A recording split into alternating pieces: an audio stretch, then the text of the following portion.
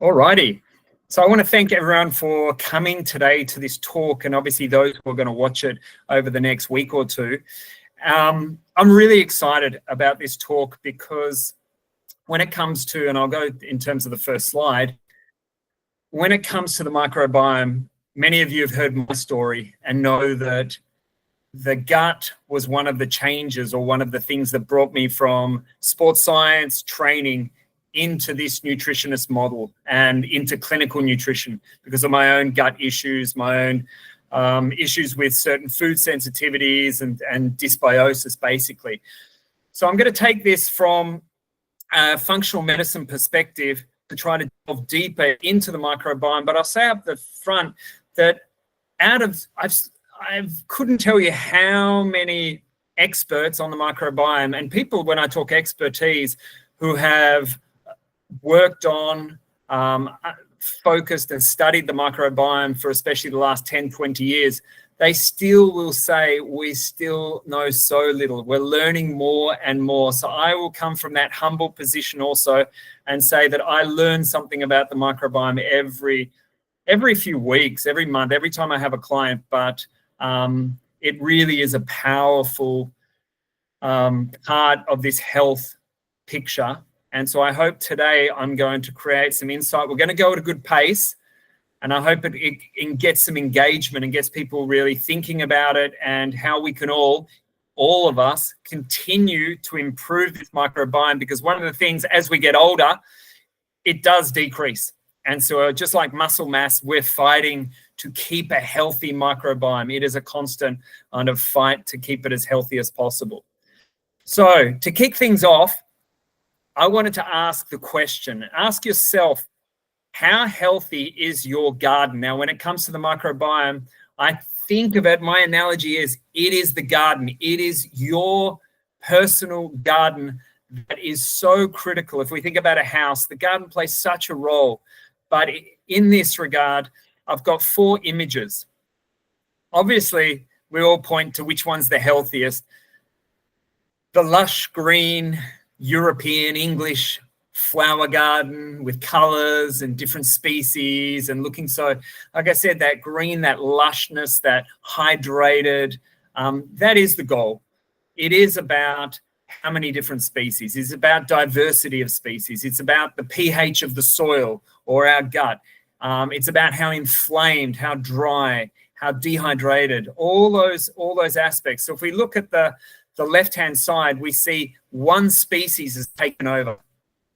That's a problem because each species of the microbiome, and I'm going to go into details about what it is, but each species, if we look, when I talk about that and you see that image, each species plays a particular role. So if you only have one species, they're only doing essentially a smaller part of that role. While the English garden, there's so many different functions by each of those microbes playing. So it's really critical that is our aim. If we look at the bottom one, this dry, desert-like, cracked earth soil that nothing wants to grow there. There's no life. And again, which of these images has the greatest life force, the greatest energy about it? That's what we're aiming for.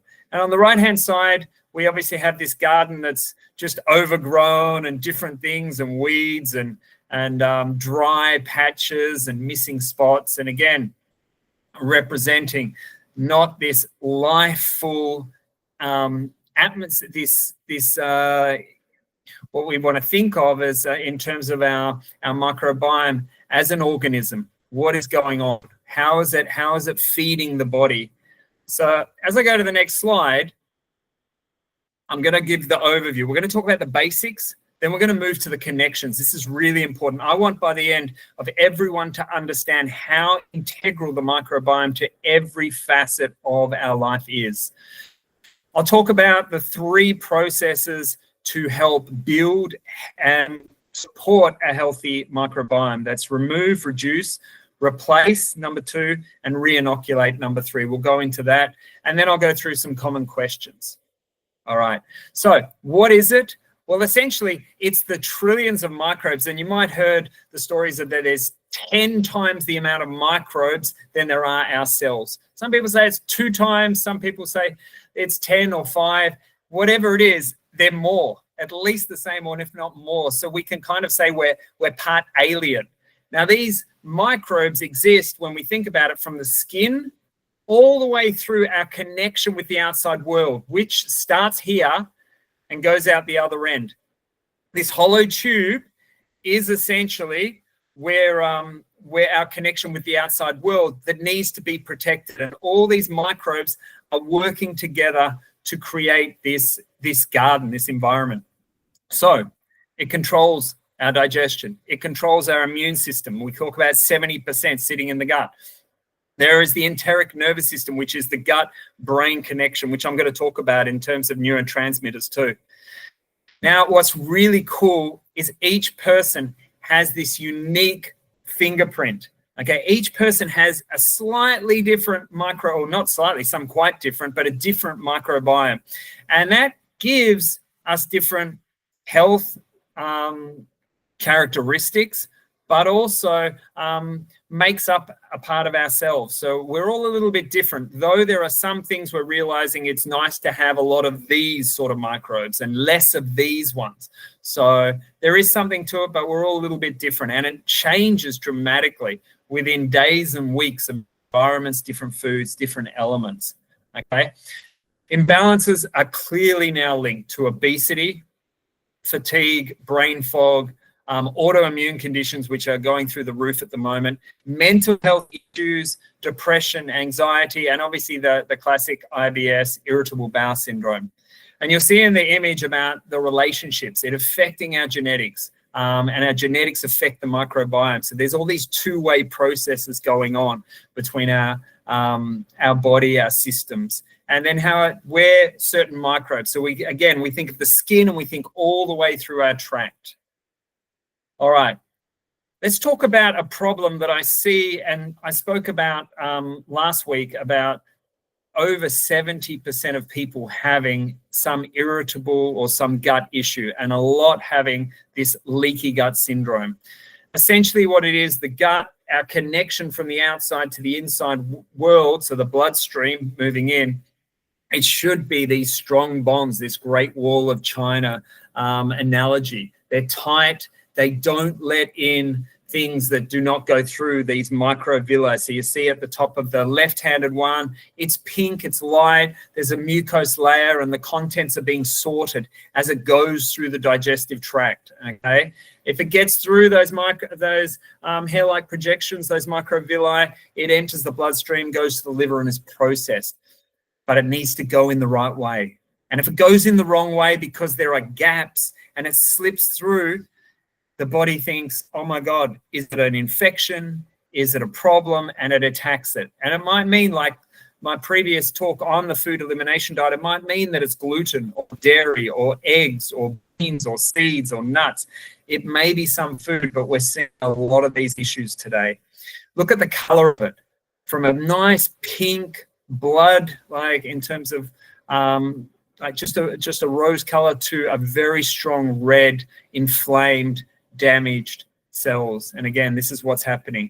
Particles are going down. We're having an autoimmune, so immune system's going crazy and response. We get food sensitivities. We have intestinal contents going down. And what do we have? Immune system, so autoimmunity. In the corner are some of the issues, and we're going to go into some of those parts, what is actually causing a lot of this in a moment. But this is what it's all about. This was 460, so we're talking 460 BC, when Hippocrates, the father of medicine, basically was looking and saying, I'm seeing it's the gut. The gut is the center of our health. It's where health begins, and obviously health ends, in the sense of all disease beginning in the gut. So this is such an integral concept, that the healthier your gut, the healthier you will be. And obviously from a cellular level also. All right, so let's now dive in to some of the connections, because I want people to see and ask themselves, well, how's my health? What issues maybe do I have? What am I working towards? What are the things that I'm struggling with? And is there a connection with my gut? So I'm going to show you a range of direct connections, from dysbiosis, which is an imbalance. So when we have an imbalance, too many bad bugs in relation to good bugs, and we often talk about the 80-20 rule. 80% would be, so we talk about probiotics, pro-life, they're bringing something. Then we have ones that are also, they're not doing anything good or bad. And then we might have especially imbalances when certain bugs, if they're kept under like wraps, like E. coli, Colistrium, those, it doesn't cause a problem. It's when they overgrow and become pathogenic, then we have an issue. So this dysbiosis is this, basically this microbiome that has too many bugs that are causing damage. And so we look at the hormones. This testosterone. Person with dysbiosis creates an inflammatory. So again, you think of that gut, you think of that inflammation kicking in, that fire inflames, that fire damaging the tissue. What happens is when there's a lot of cortisol, so it produces cortisone, anti-inflammatory cortisol, that leads directly to low testosterone. So many of you have seen my talk, and I'll present it again in the future about cortisol connections. But high cortisol, meaning high stress, high inflammation, has a direct relationship. Lowering testosterone leads to fatigue, low libido, poor muscle mass. We see it a lot of young men today, but also women. Particularly, I'm seeing it in women in their perimenopause, menopause, affecting things. And this is, like I said, bone density, muscle mass, libido, those things getting affected. And if many of you heard me talk about testosterone, how the bell curve for testosterone is reducing, meaning men today have the lowest testosterone on record. We continue to go lower. Part of it is because of our gut. People are having an unhealthy gut, the amounts of people. Estrogen, we actually have something called an estrobiome, which is this estrogen because it can get recycled in the gut. So if we have an unhealthy microbiome, that will affect the estrobiome, creating an imbalance that leads to mood swings, weight gain, because estrogen is also fat storage hormone, and menstrual cycle issues. Its counter is progesterone, whether it's in the menstrual times or postmenopausal. Both of them need to be in a really great balanced relationship. Okay, we don't want estrogen dominating, which I see a lot because progesterone really drops. So an imbalance, a dysbiosis, again, inflammation, just like our testosterone, just like our estrogen. What's going to happen? Progesterone is a direct precursor to cortisol, so it really goes down, and it goes down hard. I am seeing amounts. So I actually spoke to somebody just today about the sleep issues that they had when she started progesterone, because she was recommended that because of her sleep issues, and then something happened along the way, and it was definitely a progesterone related. Affects the menstrual cycle, especially the in terms of premenstrual tension, PMT, things like that. If just prior to the period there are a lot of problems, mood swings, a lot of pain, a lot of issues, it can especially be progesterone related, which is cortisone, which is gut related oftentimes. DHEA, if the gut barrier, you saw we have this leaky gut, if that's getting affected, we get what's called endotoxins. They are toxins from the outside leaking down, creating this inflammatory situation, creating hormone disruption, and DHEA makes cortisone, and secondary for those sex hormones. So what have we got? Our sex hormones are affected by our gut microbiome. Very clear in the studies. What about metabolism? What about how we burn our fuel? What about our energy levels and fatigue? Again, another direct, clinically shown pathway from gut dysfunction. Thyroid, first of all, master gland of metabolism. We have a few tests that we look at, basically these thyroid hormones, and we talk about T4 and T3. T4 is more a storage thyroid, needs to get converted to T3, the active. That process needs a lot of B vitamins. It needs a healthy microbiome. It needs certain selenium. It needs nutrients. But if our bacteria and our microbes, not just bacteria, the beneficial yeast, if they're not playing a role, we're not going to have that conversion correctly. So what do we get with the thyroid? We get tiredness, fatigue, we get brain fog, we get weight gain, okay? So basically all the effects of a slow metabolism. What balances our blood sugar? What are we seeing today that is absolutely gone through the charts? Metabolic syndrome. People, again, suffering from prediabetes, going into diabetes, but all those associated, high blood pressure, problems in terms of waist circumference.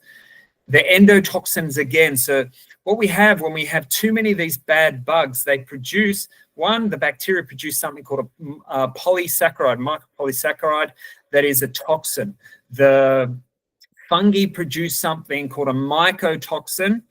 So the lipopolysaccharide from the bacteria and the mycotoxin, they both, these toxins, and again, it says here bacteria, but also the yeast, these are massively inflammatory. These will destroy this mucus layer and damage and inflame that gut microbiome. What does it lead to? Basically, cortisol, cortisone, thyroid issues, and then weight gain, metabolic syndrome. Often, my poster, I talk so much about melatonin, sleep-wake cycles. So cortisol and melatonin are critical to the sleep-wake cycle.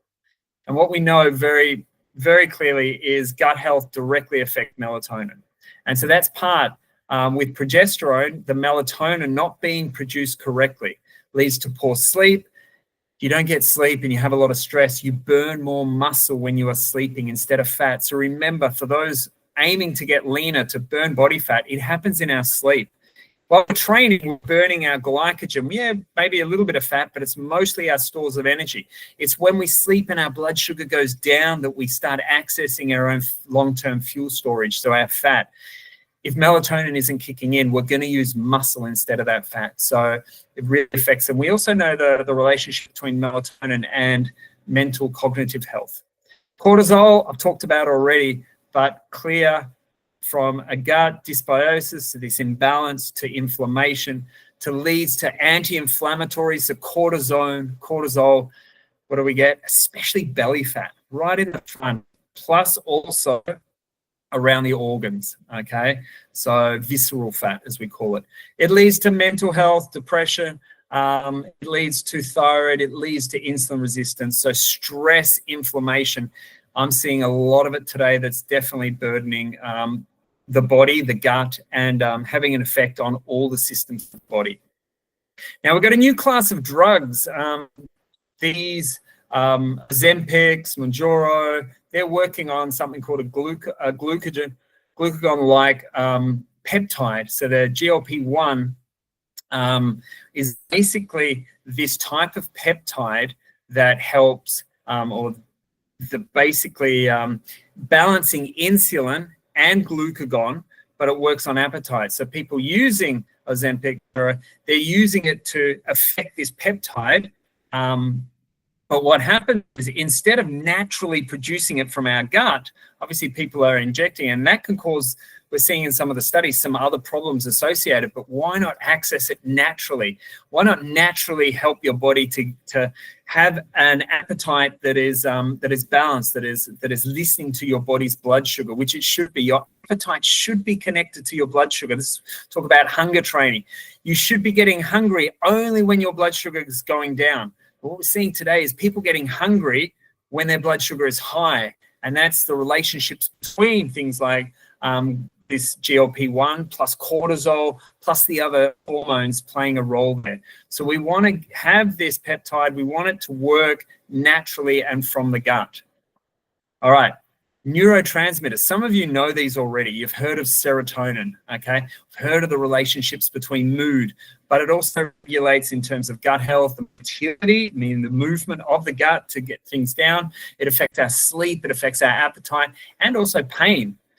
90% is produced from the gut.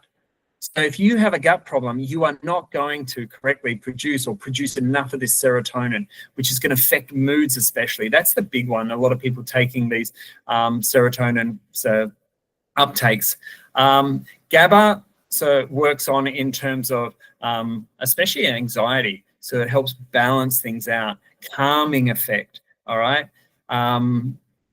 it is, and talk about here in terms of over like 50%, but produced significantly is produced in the gut from these microbes. Dopamine, we talk a lot about dopamine today, about wanting these reward pathways. Well, we want to naturally have natural dopamine levels, not by short-term gains, but by a natural reward system. And unfortunately, if you have a gut problem, it will affect dopamine's production. So what happens? We seek it and we try to do things that stimulate it from the outside instead of naturally producing it and it being balanced. So dopamine natural production is critical. Acetylcholine regulates things, but in terms of the gut-brain connection, again, these are connected. They're very, in terms of the nerves in the gut, talk about on a level of the brain. So it's a very intelligent. That's why we call the gut the second brain. And it's affecting things, even like peristalsis, so getting in terms of bowel movement, secretion, really important. And histamines, a lot of people are having reactions to certain histamines. And so what can happen is, because they're involved in the immune system reaction, they can cause some allergic reactions, which we're seeing more and more today. So what have we got? We're seeing today a lot of this gut-brain, leaky gut, leaky brain. That's an actual term where things are going through the brain and affecting us. And dementia, Alzheimer's, cognitive issues we're seeing go through the roof today. I have no doubt it's gut connected, immune system connected, and all the things that we're doing.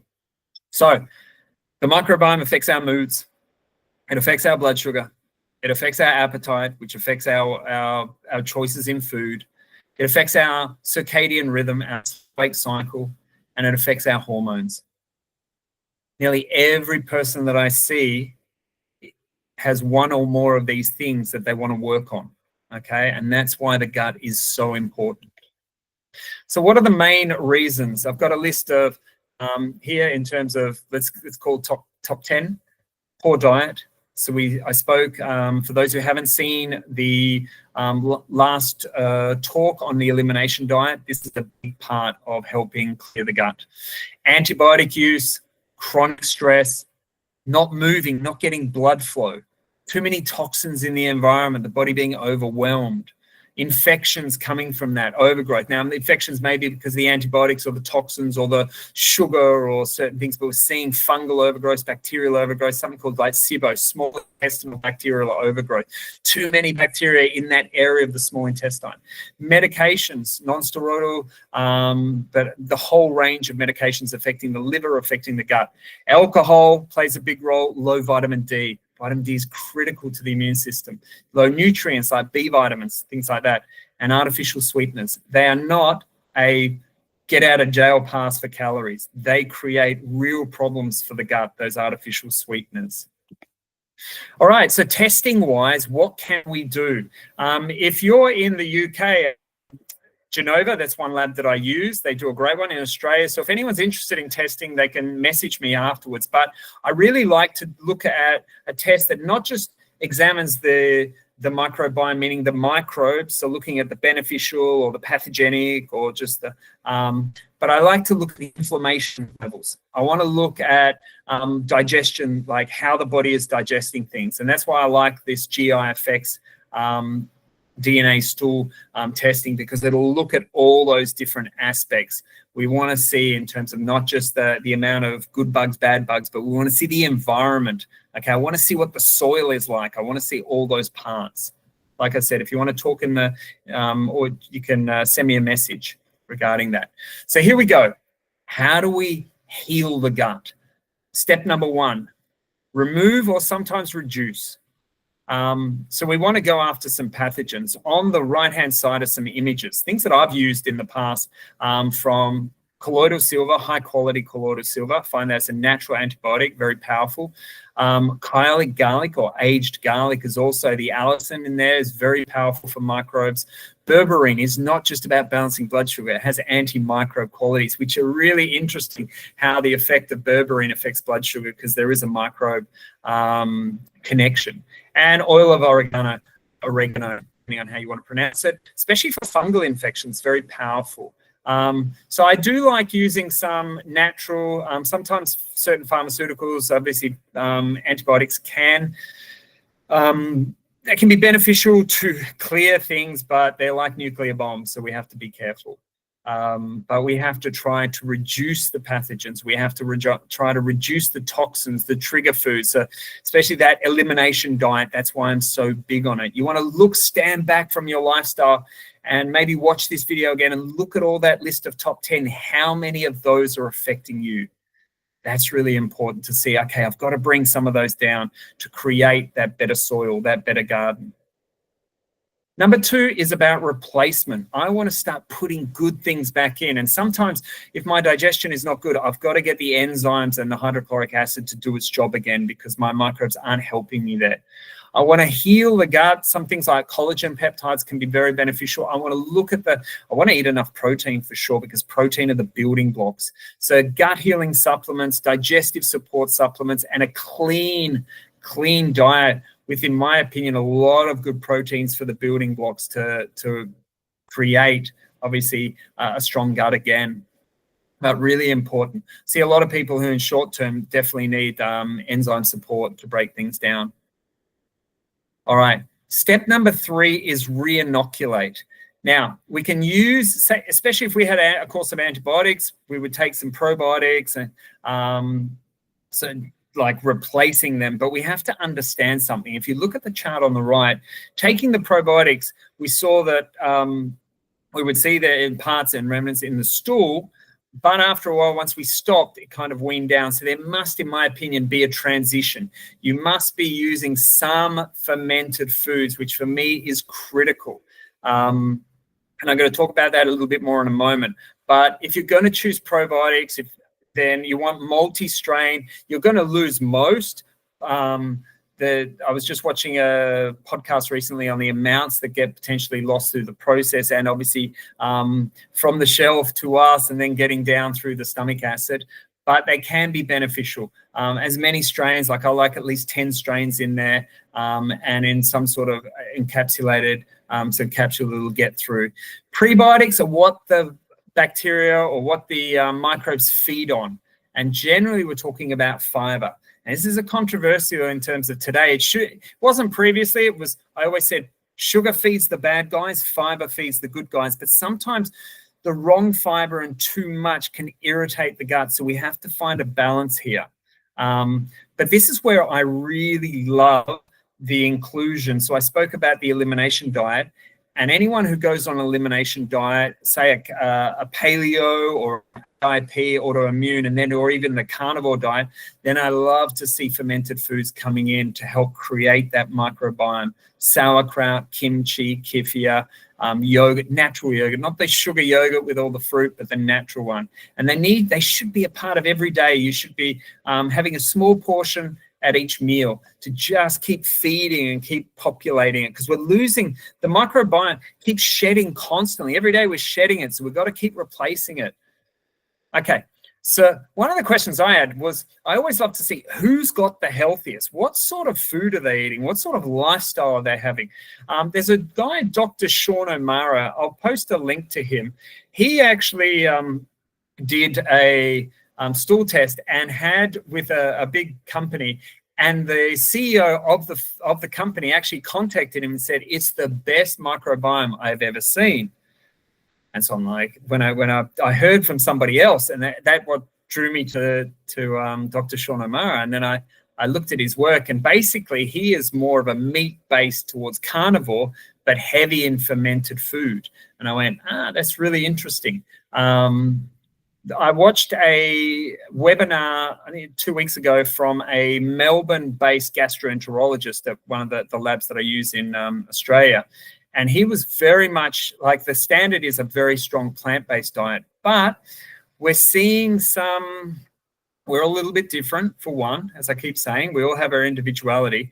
But this simple saying that fiber feeds the good guys, not always in the case. We have a study which is really interesting out of Harvard that compared, so it says here, fermented food increases the microbiome diversity and decreases the inflammatory proteins. Now, what they compared it to was not a regular diet. They compared a fermented diet with just a plant, so a non-fermented plant-based diet. So someone eating a lot of vegetables versus a person eating fermented foods. And they saw a massive difference.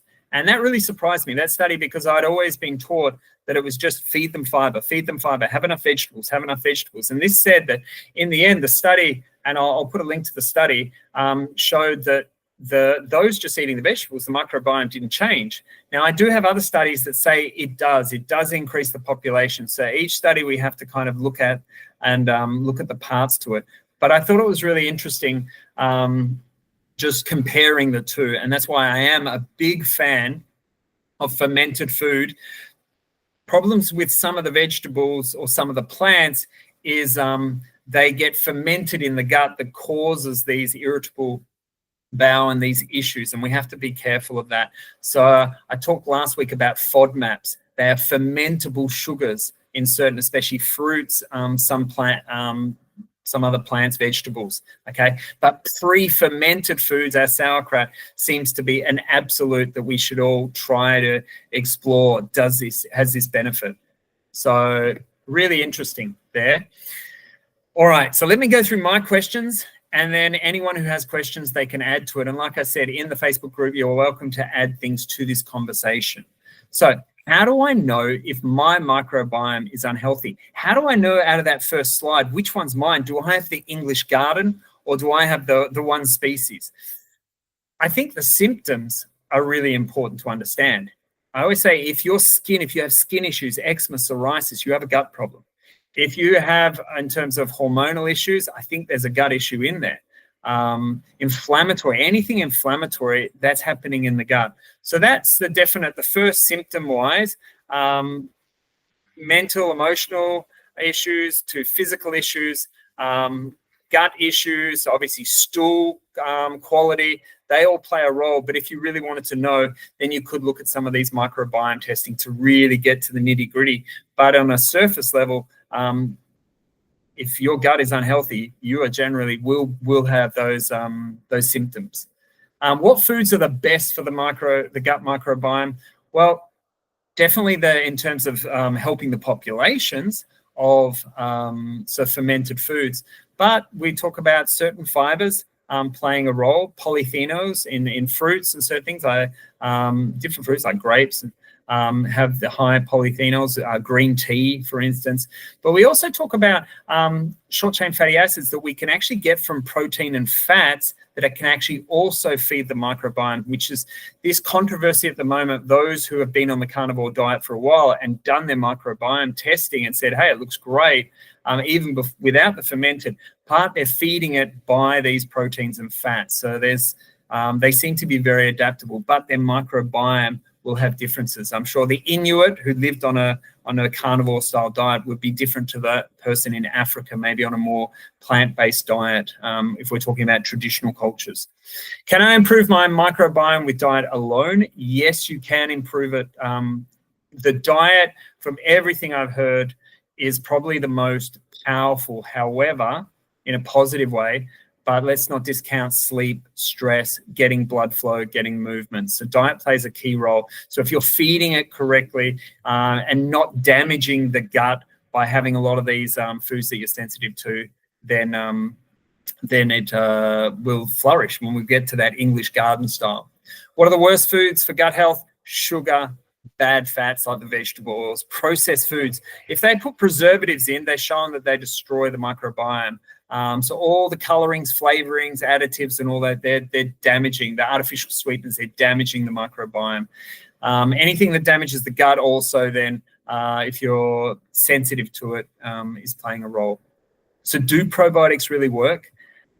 That's a really controversial one. I've got plenty of studies that have shown no benefit, but plenty of studies also that show a benefit. So I am a fan of a person who had antibiotics to take a course to repopulate as quick as possible. Often we actually use Saccharomycin, which is a beneficial yeast. But they might choose a selection like 10 different strains to introduce, but then move to fermented foods. If you have not had antibiotics in a while, maybe just fermented foods is enough. You save your money because you're going to lose a lot of that and they can be expensive. So it can be a bit of a waste of money. What destroys the microbiome? any of those things we talked about. So antibiotics seems to be one of the biggest things, but obviously in terms of creating that dysbiosis, sugars, bad foods, but pharmaceutical drugs, alcohol, they're all stress, they're all destroying things. Can the microbiome affect my mood or mental health? I really hope now that you've seen from a neurotransmitter that the gut, not just the neurotransmitter, but all the hormones, everything, the gut and the brain are directly connected in terms of this enteric nervous system. So helping the gut helps moods big time, helps hormones, that helps moods. How long does it take to heal the gut microbiome?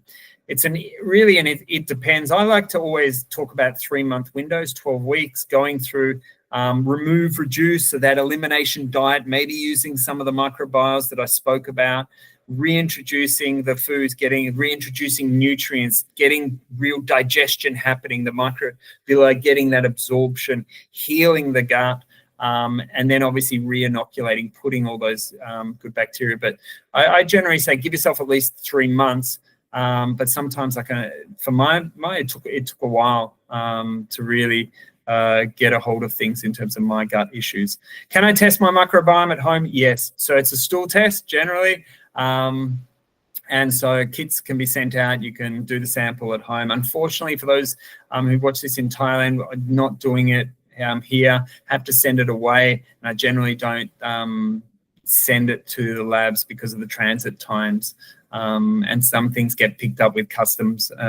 So if you're in Australia, US, Europe, then generally, you're welcome to get a hold of me, connect.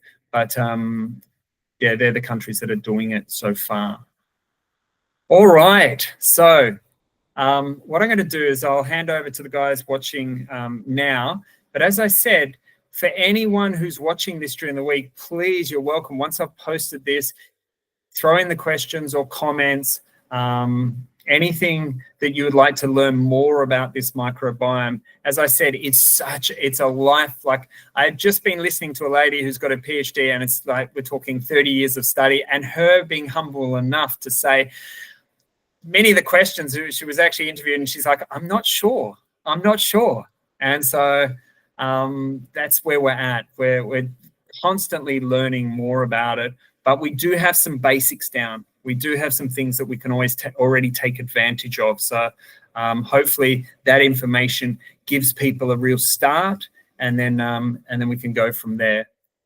So what I'm going to do is I will stop the recording. Anyone on the live call then is welcome to ask me questions.